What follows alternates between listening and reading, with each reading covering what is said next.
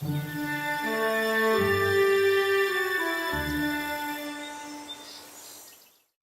symbolic part of this luncheon now is going to take place when I hand the gavel to Susie. Unfortunately, we have no music or drum rolls, but, you know, again, it's my honor to present the gavel for the 2010 NAMA Executive Committee to Susie Decker, the new president.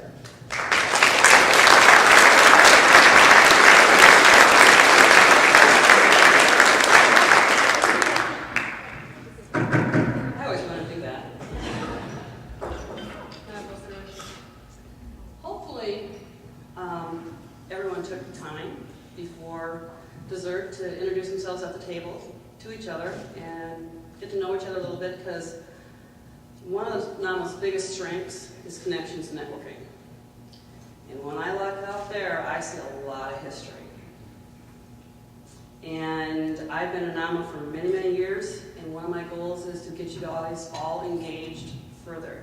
Because unless you're engaged, you may question what value NAMA's bringing to yourself or to possibly someone of your employee. So I'm sort of saying, welcome to the new decade of 2010. We are going to continue, like Carol emphasized, and keep looking at that ball and where we're going to hit it next as an executive committee and as a national board. But the question I have for you guys is, do you get it?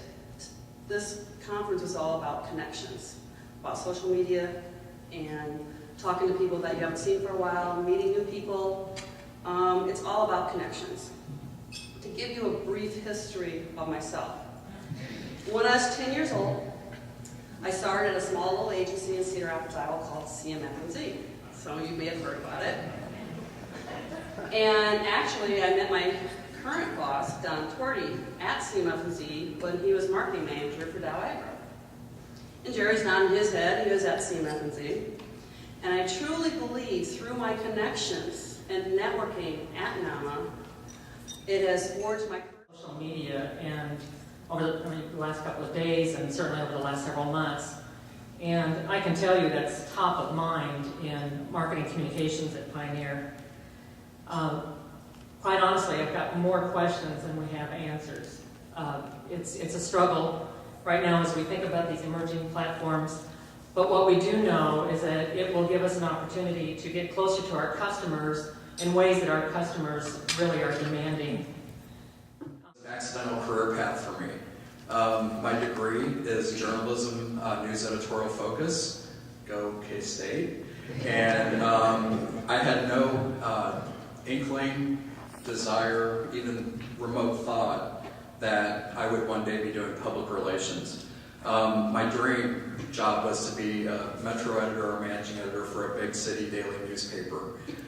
For those of you who have been watching the newspaper industry the past couple of years, some divine form of inspiration put me on a different career path, and I'm eternally grateful for that. So I am humbled to receive this award because public relations is somewhat of a career path that came to me a bit later. But I had one of these realizations a few months ago that I've actually now been doing public relations longer than I was ever a journalist. So it's kind of one of those moments where I have to admit to myself I'm a PR guy at heart, and that would be much easier to talk about if this were a crystal ball, but it's not.